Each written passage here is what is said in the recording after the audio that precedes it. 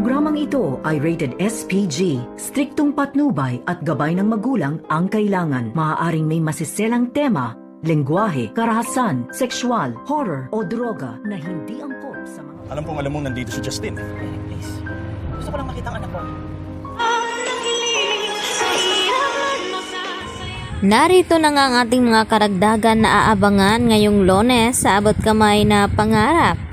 Papunta na nga itong sina Giselle at RJ kung saan ay isi-celebrate nga ang Christmas party na ino-organize dito ni Annalyn. At dito naman na agad na sumulpot itong si Eric at tinanong itong si Giselle at RJ na kung saan daw pupunta. At dito nga na sinabi ni Giselle kay Eric na gusto lamang daw niyang makita at makasama ang kanyang anak bago babalik sa US. At dito naman na sinabi ni Eric kina Giselle at RJ na alam naman daw ni Giselle na ayaw siyang makita ng kanyang anak na si Justin. At sana raw ay wag sisirain ni Giselle ang party ng mga bata kasi mas kawawa ito. At nagtaka itong si Giselle at RJ na maya-maya ay sinabi ni Eric kay Giselle na sige na puntahan mo na ang iyong anak. At hindi na nga, nagtagal itong si Giselle ay agad na pumunta doon. At naabutan ni Giselle na nagsasayaw na nga itong sina Annalyn at itong si Justin. At habang nagsasayaw ang dalawa ay palihim naman itong si Giselle na kumukuha ng video dito nga sa kanyang anak na si Justin. At kahit sa malayo ay talagang tuwang-tuwa naman na tinitingnan dito ni Giselle ang kanyang anak. At maya-maya pa ay nagsidatingan na rin ang ibang mga bisita. Sa kabilang banda ay nakidalo din itong si Lynette at itong si Harry dito nga sa selebrasyon ng party ng mga bata. At nang matapos nga ang selebrasyon, dito naman na masinsina na kinausap ni Harry itong si Annalyn at ibinigay itong kanyang regalo para dito kay Annalyn. Dahil nakakalimutan daw niya noon na magbigay ng regalo. At nandun nga itong si Doc Clinton Javier at ang buong mga kaibigan ni Annalyn.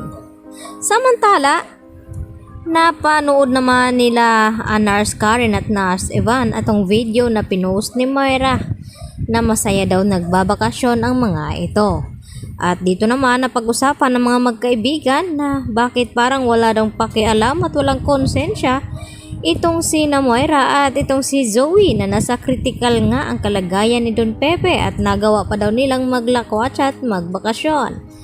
At ipinakita nga nila dito kay Annalyn ang larawan nila Zoe at Moira.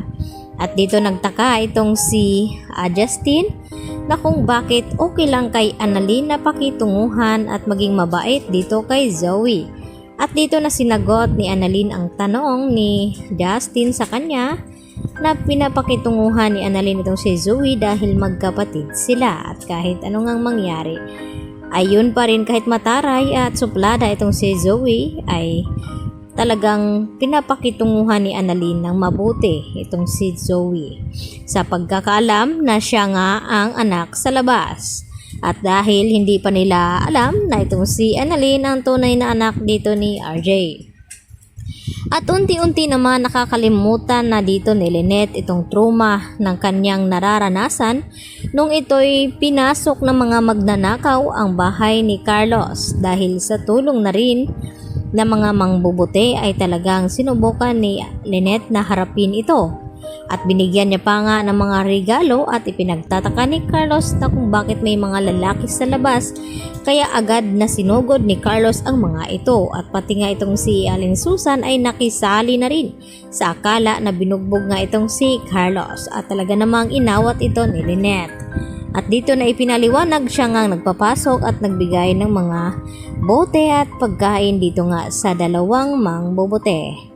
Kaya yan naman ang ating pakatutukan dahil baka hindi na matuloy ang pagbalik dito ni Justin papuntang US dahil mararamdaman niya ngayon ang awa ng kanyang ina. Yan lang po at marami pong salamat sa inyong panonood dito sa akin channel.